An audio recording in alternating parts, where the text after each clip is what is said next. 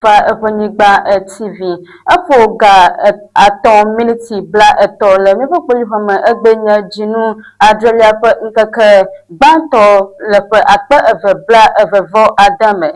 ke gapupo debe dukomanya jo ado miagbo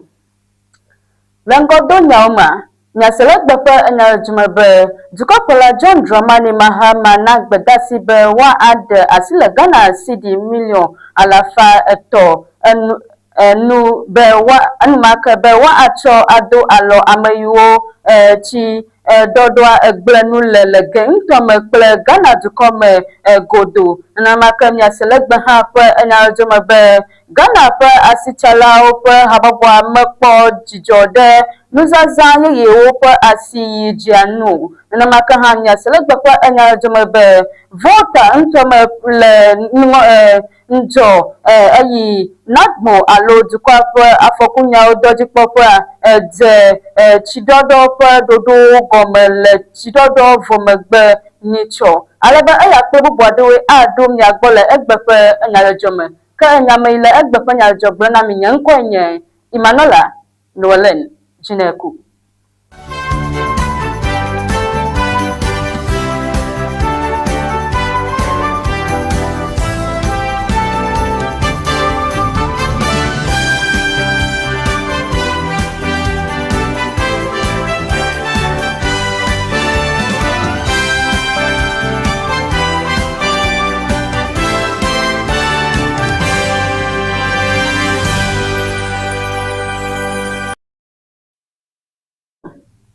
Dukopola John Dramani Mahama nagbedasi ganya odojipola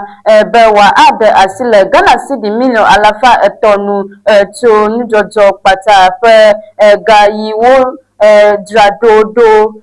hena ntizaza wa ade adogo kaba hena zaza alaba dukopola yi eti gabe eglobe ega anye pepenu na pata ple afodede yiwo wa wo yi didibe wa cho apo chidodo nyawo gbo le dukome godo nanamaka ayiti edeme be nyaya no enyakaraka ade yi wo ede dogo le chova yipa nkakaji ye dukopola nyanu de la abato Felix Kwachi ofosu ye enye America daside ete alebe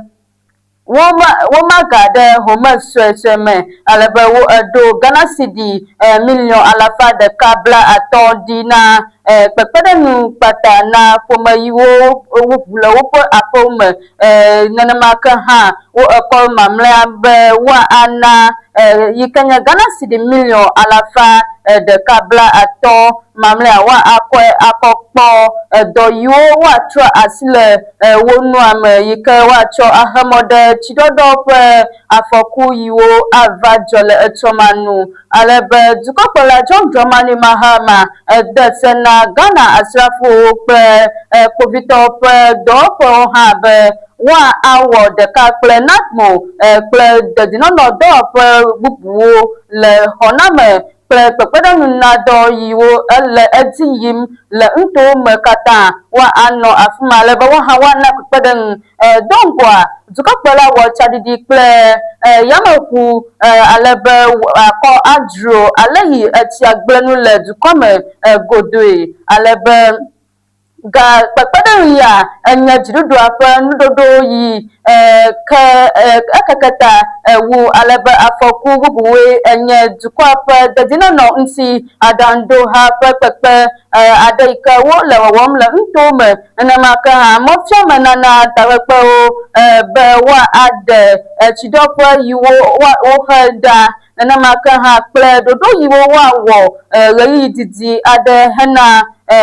dukwa pa dadina no alebe Ghana yama fakalawo eglobe wala mapombe tijaja gade ajale Ghana dukome pe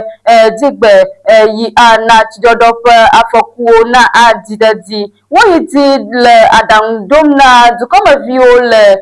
be wa ade wodokwi daga na nyabo po ati o pe electrical yiwo de dago gbo wa atadaga le onena kwenye ogbo nena maka wapo asana chidodo alo bukuku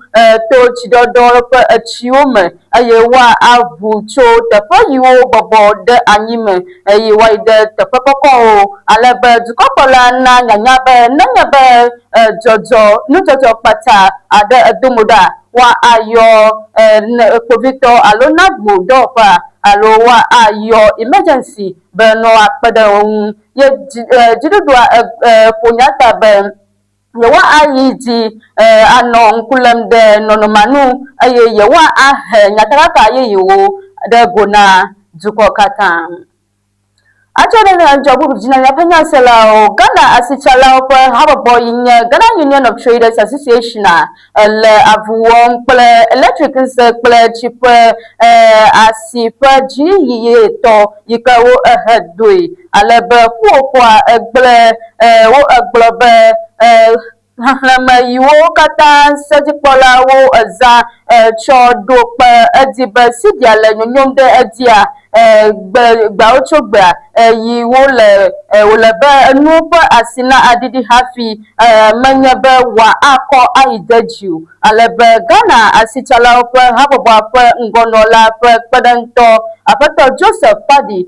glona enya jodola olege echo yiva ibe asichala ope mo owoya aye umakpo wava ponu umakpo wava aponu hafi wo echo enyamo yikanye enanike na ole eblani ayidi eglobe yewonyo ayiwo yewosebe o chonyame kudene na pa asipe ediyanu alebe apeto Padi eglobe alebe vie be wa aponu ple amayonu nyanu amayonu enyakudo hafi wa awo nyamatoto yiwo wa akpo nusede asichala ple amavioji alabanya tadaka wo edefia be melode susuyi se ji polawo agblojo yiwebe Ghana asichala ope habobwa eglobe nyasia yiwo gbla echo sidia pe asioho ji vado ganya ope akonta bubuwo jia ele nyonyom dedi kanabe wa adidi na nampe asicha pe enu yiko woko ijifia wa adidi no jina yo yewoga ayiji gbobe sidia likale dola lanu gati wi aton ple edivonye ya aye wodrane abe sidi wi de ke peswa bla eve vo aton ene na wo twe sople sidi wi adre ayima wo egbodo cha fifia to academy yike anabe wa adidi noji yo ode egblo alebe Ghana asichala ope habobo ope ngonola pe pedento gaglobe no chi amochi jimadedi yikanya asichala yimanya alaika wo degbe paitako kabon alaika aganya je abe wosan fifia wu na ya takwe yole branilem yike nabe do lebe wa didi aganya uzaza akpoto hafi alebe nyabebla agaiji Kaya Saloma aga komi agara na jawuji kanyaba dukwa afokunya o dojikpo ha yile vota ntome ete epe tidodo pe dodo agome le nto aton yiwo me etidadaga tiadaga ade yi za nyicho megbe alaba dodo ate agome ayi ti de nto ade yiwo tede tosisi onu vomegbe Togbaba kuhiswe adawo kwe no hokwe nuha ati adafule afuma ha alabanto majikpola apato Pascal agbagba glona nyajodola oble be north ton south ton central ton kata ple angloga wawenye tepoike zengo afokugan to kagakele vota ntome yewo de eglo yi edi globe papada nuna nuo le anyi hoho aye kuopo na nuyi onya nuike wa awo ple afi wa ayi edeme be fifia nagbo le dɔwɔm kple nutome tarekpewo kple kpovitɔwo be woawɔ ɖeka kple amewo be woana be amewo naʋu le teƒewo kaba ne afi etsiɖɔɖɔa na agagblẽ nu le nutɔwo ma ƒuƒoƒo le nu fiam nutɔwo me be woakpɔ nyui ase nuxlẽamenyawo eye woawɔ ɖe seɖeɖe yiwo tsɔ dɔwɔlawo yiwo tso dɔwɔla yiwo kpɔa nudzɔdzɔ kpatawo nu agbɔ alebe ho ŋutɔme ƒe mɔmefia yi ke nye MC Honorable Stephen Adum le ŋku lém ɖe tsidzɔƒewo ɖeɖe yi le dɔnɔkɔdzi le míaƒe ehodzɔme be woakpe ɖe tia nu be woadzo eye woaɖe tsiɖɔɖɔ yi ke le teƒea woaɖewo dzi akpɔtɔ alebe aƒetɔ agbagba le biabiam tso amewo yiwo le teƒe yi ko etsiɖɔɖɔ le gbɔ be woadza ye nemake ebia tso ame yiwo be amewo si be woagatu xɔ ɖe etsimɔ dzi o nenemake eyi dzi be akɔ gbeɖiɖɔwo aƒu gbe ɖe etsidzɔƒe o eye woawɔ ɖe dedienɔnɔ ŋuti nuxlẽamenyawo dzi nenemake hã Nagbo egblɔ be amewo ƒe agbe kple nunɔamesiwo wɔwoe nye yewo ƒe enu vevie tɔ keke le etsidzaɣi ya ye wo eɖe egblɔ. Enye ƒe nyasela makɔ mi age ɖe enyadzɔdzɔ bubu dzi yi ke enye be le kpete ŋutɔ ma tɔdze tɔsisi yɔ eƒe gowo dzi eye wona ŋutɔmetɔ katã yiwo wu ame akpe 1,500 zu aƒemanɔmesitɔwo nenemake hã aƒe yiwo wu 250 ye nu etsia gblẽ nu tsoe alebe nyataɖakawo eɖe fia be ƒome yiwo ʋu le woƒe aƒewo mea le ɣeyiɣi kpui aɖe ƒe bebeƒewo fifia eye nutom sewɔtakpekpea le kpekpeɖeŋunuwo mam na ŋutɔmetɔwo ke sewɔtakpekpemenɔla Honorable Gideon Asem gblɔ be dzeƒewo le gbɔsɔsɔ eye dumegãwo le nu yiwo gblẽa me dzrom atsɔ age ɖe ho ŋutɔma tsiyi dza gaƒoƒo adre le dzoɖakpe gblẽ asitsatsa me na asitsala yiwo le ho ŋutɔme ale gbegbe yi ke nye be gbemagbe hã enye asigbe yi wɔe be asitsalawo kpa kaba elabena etsia eyɔ emɔ dzi yi ke na be ame yiwo asitsala yiwo hã wotso didiƒe hafi va asiame etsia eɖe fu na wo ale gbegbe alebena Nagmo ƒe dɔdzikpɔla aƒetɔ Christian Young egblɔ be asitsalawo yiwo tso du yiwo te ɖe wo nu mea etsia gblẽ nu na wo ale gbegbe elabena wole emɔ aɖewo hã edom ekafu Mawu le eme habɔbɔ ɖe etsidzɔƒe yiwo woɖe ɖa ta eye kafuwo ɖe tsiɖɔɖɔ yi ke wo eɖe mɔ na be magana be etsi naɖɔ teƒea o alebe nyanuɖoɖo ƒe ƒuƒoƒowo yi nye response teama woga kpɔtɔ le kpete eyi Nagmo alo dɔwɔƒe yi kpɔa afɔkunyawo gbɔa le dzideƒo na ŋutɔmetɔwo katã be woaƒo asa na teƒe yiwo tsiɖɔɖɔa ate ŋu agblẽ enu le bɔbɔe ɖe yi ke woakɔ xe mɔ na nenem ƒe etsiɖɔɖɔ alo amewo ƒe agbe ma aga atsi me o. Aya be na se le mia age ɖe gbetanyadzɔdzɔ dzi alebe míxɔ nutsotso be xexeme katã ƒe ganyawo dɔdzikpɔƒe yi ke nye IMF da asi ɖe $190,5 dzina Togo dua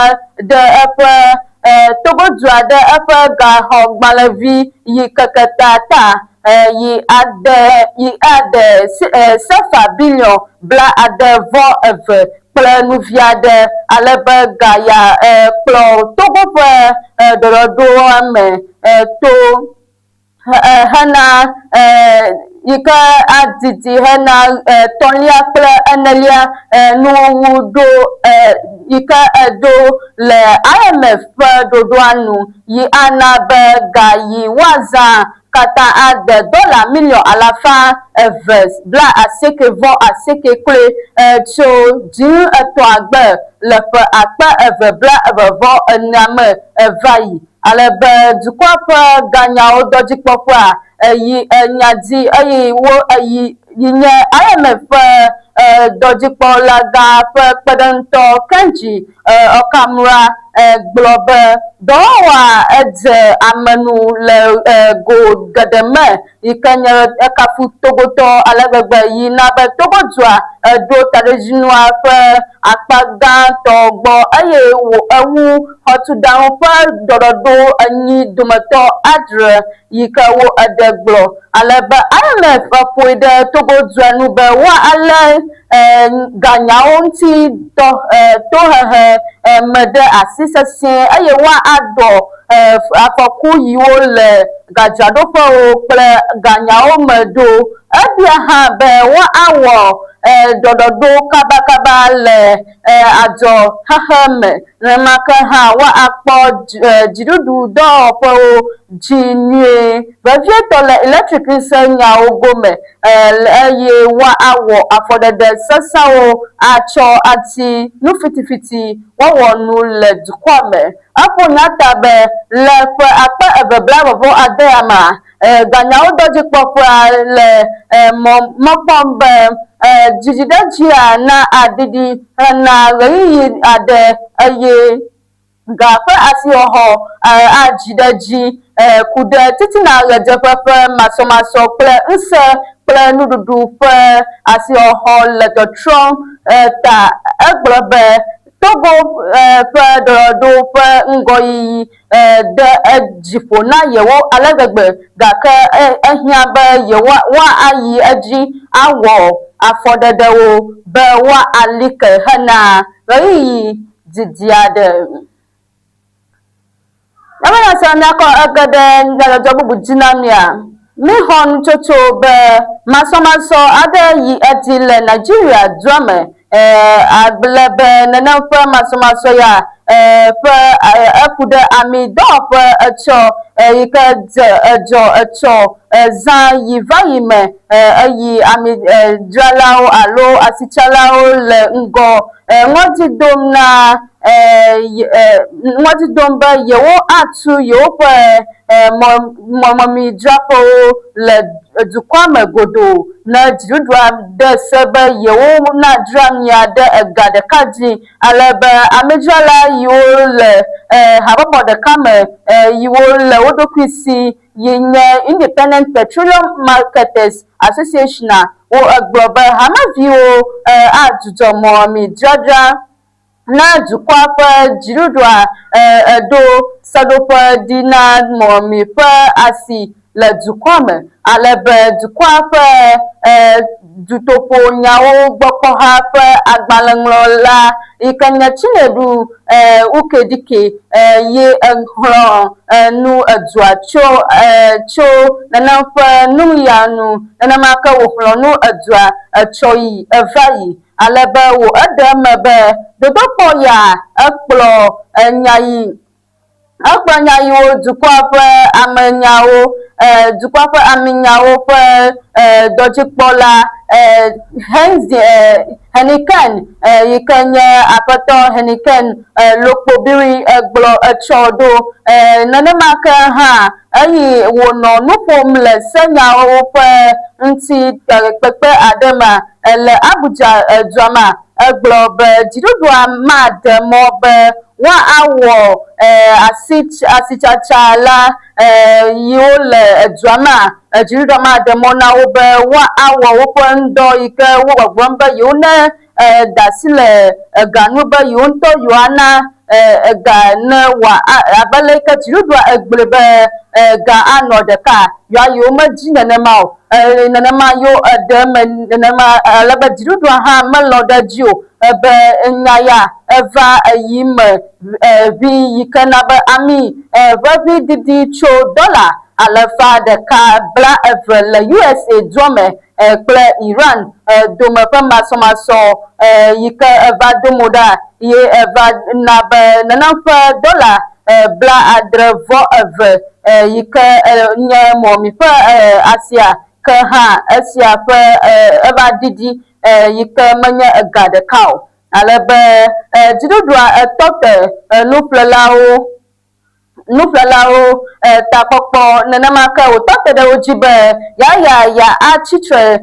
ya agblebe nuflelao kata ya akpota de aleike asichala ujibe yu adakade nempomo mi po asija ya yima alode jiu alebe asichala ha wala da biambe jidudua na ada sile yonu alebe na wa ade se yikole nanamfa ami alomo mi jaja fa esoji da blibotoy ayaba sala aya pe bubu ade mi sele gbefe enya jomevo afi ma jule mi agba ma aga to nya jomena mi akam mi sele gbefe enya jomebe dukwa pa afokunya odojikpo ha le vota ntome eje efe tidodo pa dodo agomele nto aton yiwo me tijaja ga adayi ejanyicho megba egblenu le vota ntome alebe dodo te egome yi tide nto ade yiwo le vota ntome abe nto aton ene kple ejivo Toba kuhiswe ado hale hoku intoma obe chigblenu la fuma alebegbe alebe intoma jikpola apato Pascal agbagba gbona nya jodo la o yo le ewo alo vota intoma be north tong south tong central tong kata ple anglo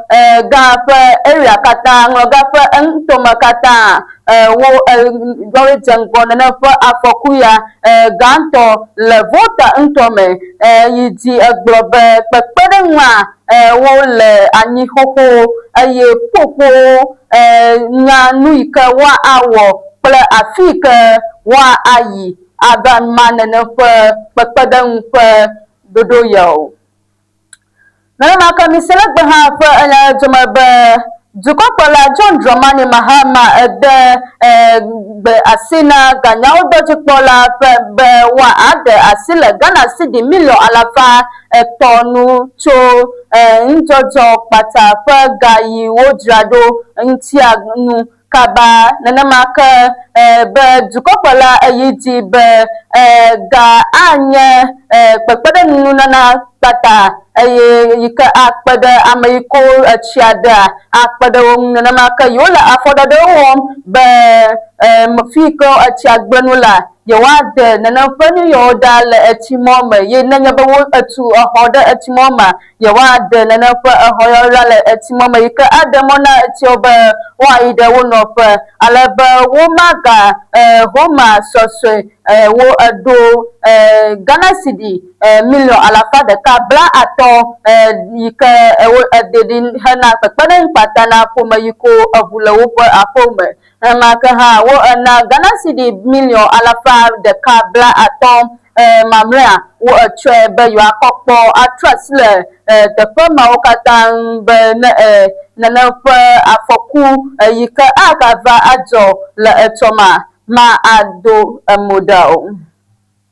Nayaba so nanamaka misela gbafa anya joma ha be Nigeria ntome masomaso ade ejo ike nyam de dukwa ple jirudwa edume alebe dukwa viola biancho jirudwa gbobe wa ada si maga da sedibe nanamfa gayike ye edaja yekuwana wa kono mo mi jamle yogbo kabun jirudwa ne dasile esanu bliboto ika ademona yoba yo ha yo adra yoba mami yi ke le dzidzɔme ame sia ame anɔ dzidzɔme alebe dukɔa ƒe dutoƒo nyawo gbɔkpɔ hã ƒe agbalẽŋlɔla Chinedu Wokedike ye exlɔ̃nu edua etsɔ yi eva yi ale míaƒe nyaselawo alebe wo eɖe eme be dodokpɔ ya ekplɔ nya yi dukɔa ƒe aminyawo ƒe dɔdzikpɔla Heineken Lokpo Biri egblɔ etsɔ ɖo nenema ye nye egba ƒe enyadzɔdzɔ na mi. Míaƒe nyaselawo eya me kɔ le egbe ƒe enyadzɔdzɔ nu wum na mi alebe enyame yi gbɔ egbe ƒe nyadzɔdzɔ na mi nye ŋkɔe nye Emmanuela Noelen Dzineku mixɔ fie nyi.